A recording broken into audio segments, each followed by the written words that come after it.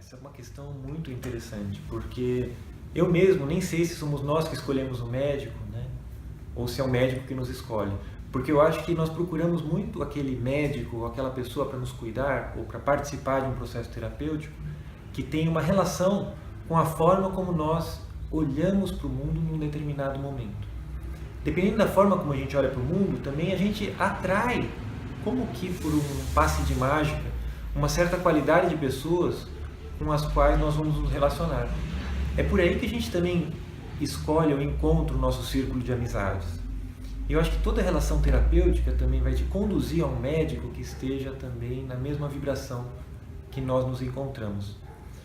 Mas se eu tivesse que propor um método para escolher um médico, eu buscaria alguém que não fosse um profissional que tivesse uma atitude impositiva ou professoral de saber aquilo que é melhor para você ou aquilo que é melhor para mim quando eu preciso dele. Mas eu procuraria um profissional que pudesse trabalhar em conjunto conosco para nos emancipar do processo que nós nos encontramos aprisionados. Então nós estamos dentro de uma doença. Procuramos um médico que vai nos aconselhar em termos de como estamos vivendo até um determinado momento e que possa sugerir passos que eu, por mim mesmo, deva fazer. Diferente daquele médico que te dá um comprimido ou uma receita pronta e que você simplesmente vai cumprir com aquilo, deveria ser alguém que discuta a situação que a gente se encontra e que proponha alternativas em termos de, num primeiro momento, mudanças comportamentais. Ou seja, que tire a pessoa que procurou de uma situação de paciente e a convide para uma situação de agente. Porque muitos tratamentos em que a pessoa simplesmente segue o que o médico falou, eles são ineficazes. Eles melhoram por um certo tempo, depois a pessoa volta a piorar. Então, a menos que a pessoa se responsabilize pela forma como ela vem vivendo, a cura nem sempre acontece de uma forma plena. Os sintomas recidivam. E, nesse sentido, o médico deveria ser aquele que convide a pessoa a se responsabilizar. E que dá a contraparte para a pessoa na medida em que a pessoa retorna a uma consulta e fez algumas mudanças. Se mostrou interessada em mudar. E não simplesmente chega, coloca os seus problemas para o médico, da mesma forma que nós fazemos quando levamos um carro quebrado a uma oficina mecânica, para que ele conserte aquele carro e a pessoa continue a viver.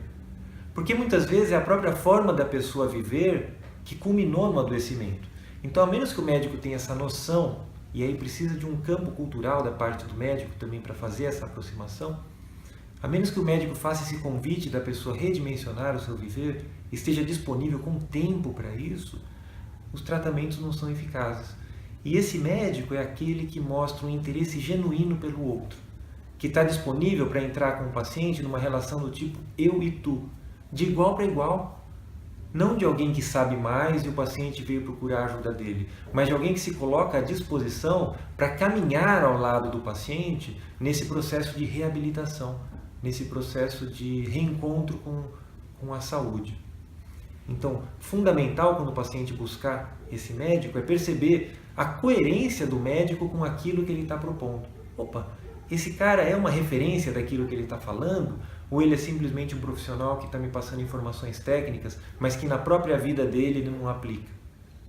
Um exemplo disso é a pessoa que busca um profissional para parar de fumar, mas o próprio profissional é usuário de cigarro. Imagine você buscar um pneumologista que fuma. Não tem uma incoerência aí? Então o convite é buscar esse profissional que em alguma instância nós podemos perceber que ele seja coerente na forma de viver e que esteja disponível para uma relação de parceria com o paciente, muito mais do que uma relação a princípio profissional.